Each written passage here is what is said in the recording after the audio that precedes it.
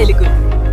అప్పుడంతా gun culture, ఇప్పుడు గొడ్డలి కల్చరు, గన్ కల్చరు. ఆయన పేరులోనే జా ప్లస్ గన్ జగన్.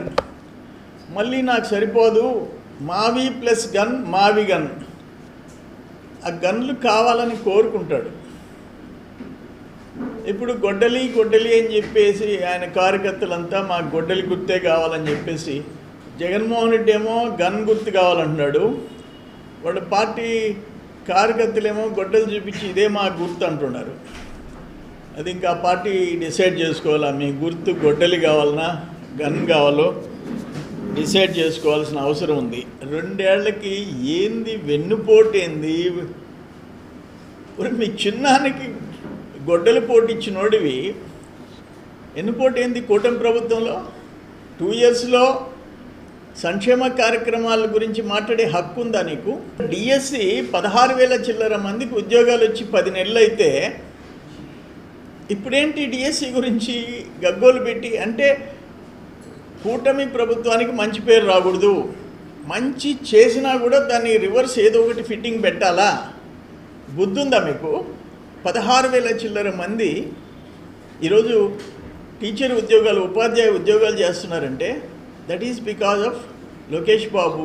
కూటమి ప్రభుత్వం సంక్షేమ కార్యక్రమాల గురించి మాట్లాడతారా? మేనిఫెస్టోని గురించి వెన్నుపోటు అని చెప్పి మాట్లాడతారా?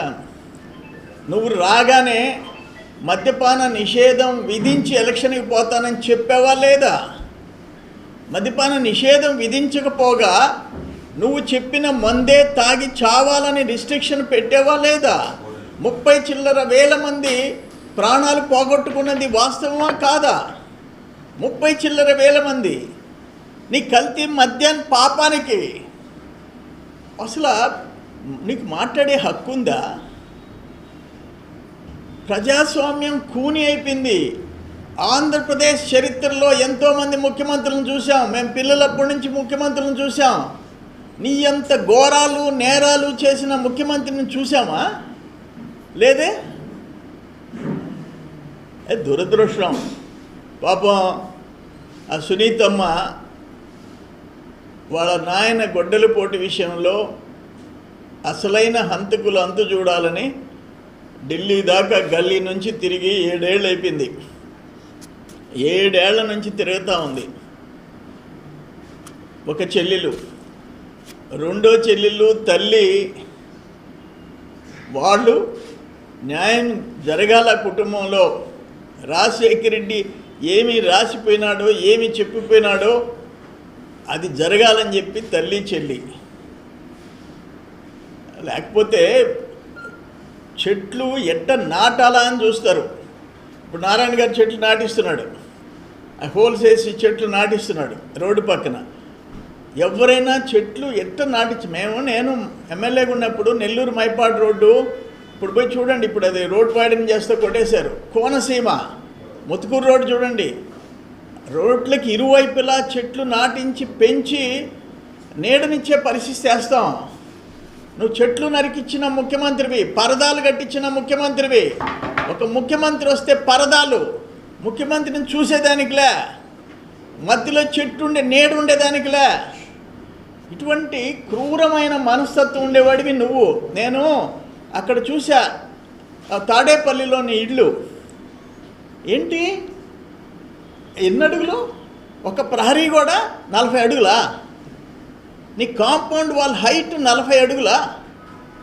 అక్కడ యలహంకలో 29 ఎకరాలలో 1,10,000 చదరపు అడుగుల ఇళ్ళు కాంపౌండ్ వాల్ కాకుండా అక్కడ చెప్తుంటారు.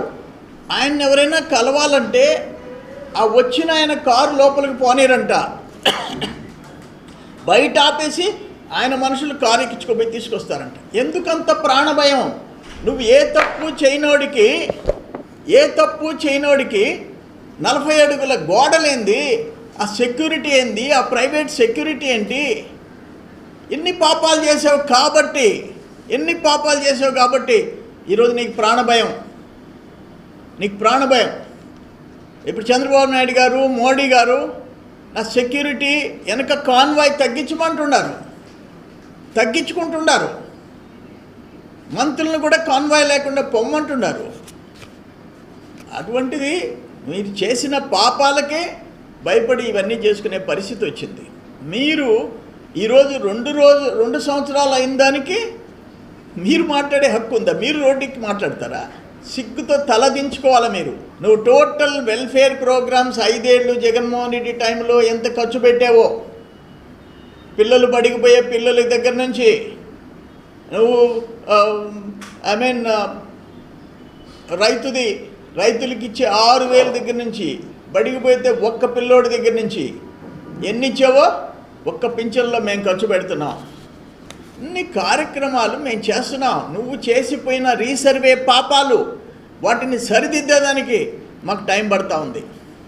2023లో అడగని పాపానికి నీ సర్వేలు చేసి నీ చెత్త పబ్లిసిటీ పిచ్చి ఆ పాస్బుక్ల మీద నీ ఫోటో, మీ నాయన ఫోటోలు వేసి ఆ సరిహద్దు రాళ్ల మీద నీ పార్టీ పేరు, నీ పేరు వేసుకొని గప్పు పట్టించిపోయినావు.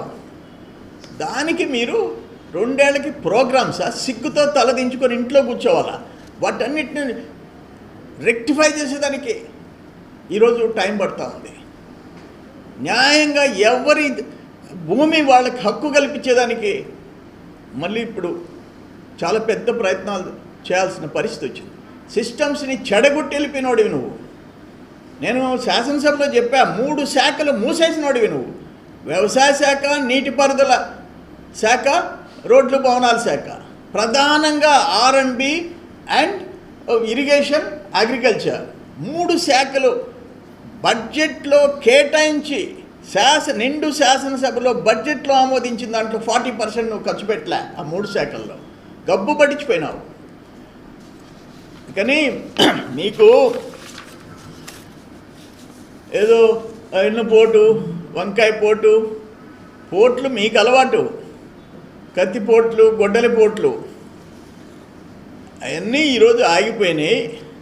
నీకు నీ పరిపాలనకి, నీ అరాచక పాలనకి ప్రజలు ఓటు రూపంలో పోటు పొడిచారు. 2 years అయిపోయింది. ప్రజాస్వామ్యాన్ని బతికించుకున్నారు. 2 years అయిపోయింది. మీరు చూస్తున్నది time line Telugu digital network. సమాజం కోసం సరికొత్త ఆలోచన.